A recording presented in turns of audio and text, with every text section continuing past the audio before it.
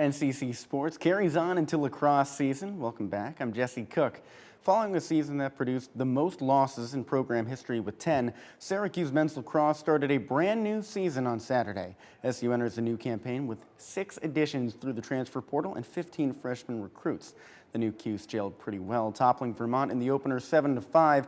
With us now to unpack the defensive showdown is our reporter, Stephen Sklar. Yeah, thanks. On Friday to take on UAlbany. Jesse, back to you. Stephen, thank you so much for your reporting, but I've got a couple questions for you just before we let you go. You mentioned that it was a pretty big day for freshmen Finn Thompson and, of course, Joey Spallina really putting on the hard hats and getting physical with those goals. What stood out to you about the freshman players? Well, it wasn't so much. Joey Thompson is going to have some big shoes to fill as well. And on the other side of the field, it's the second year for defensive coordinator Dave Petramala. There's a new goalie. There's a bunch of transfers. How has the Syracuse defense changed from last season? Well, I think the obvious answer is that they got to play, maybe even reach the tournament, which they didn't do last season.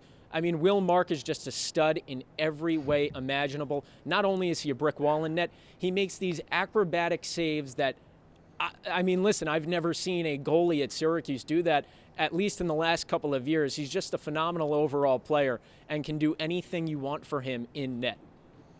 Wow, calling him a stud. I'm not sure I expected to hear that from you, Stephen, but thank you so much. And you're right. Mark was making these great saves, darting back and forth, quick hands, stopping shots in the 5-hole. A really impressive showing for Syracuse men's lacrosse in the season opener. And the Orange will be back at it on Friday at home again against UAlbany.